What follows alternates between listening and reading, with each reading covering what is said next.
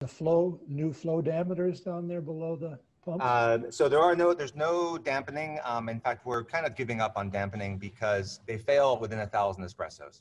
So we've bought German, Swiss, and Chinese knockoffs, and all of them fail. Okay, so this is a transparent machine in our kitchen, and it's got these dampeners on the pumps. There's a few Swiss and German espresso machines, home machines, that use vibration pumps, but they use them at full pressure. So they really go, ah, it's a really ugly sound, and that wouldn't sell. So we never sound like that because we never run our pumps at full, right? Ours go kind of thing, and we have two. So those machines have installed these dampeners. What a dampener is essentially, imagine a Frisbee, okay, with a piece of flexible rubber inside. And what happens is water goes in and then pushes in, fills more space. And then as the pressure wave stops, the rubber pushes back. So it essentially ends up smoothing out each of the pulses.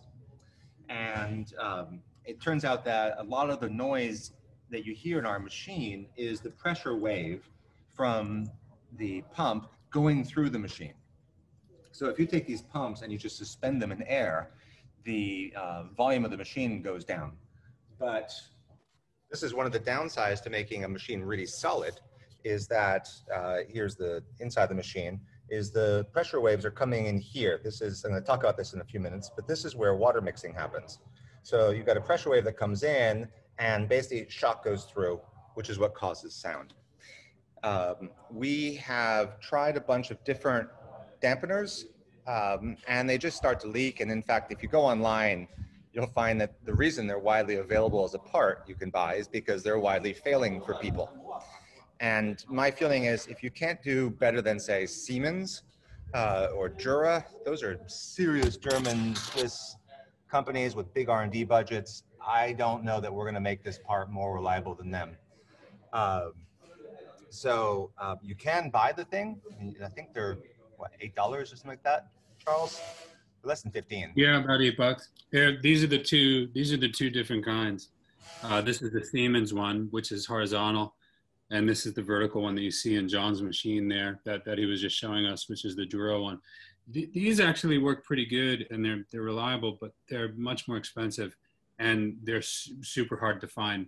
They have very good NDAs with their manufacturing companies. And these, if you can see the edge of this, it's just a pressed metal plate with a rubber membrane underneath it. And when they fail, this plate just blows off. It's very loud. It usually puts a dent in the machine because of how they're positioned. And it's very exciting in the moment. So it's not that fun. Ben and I have both experienced it. So that's why we're not going down with that.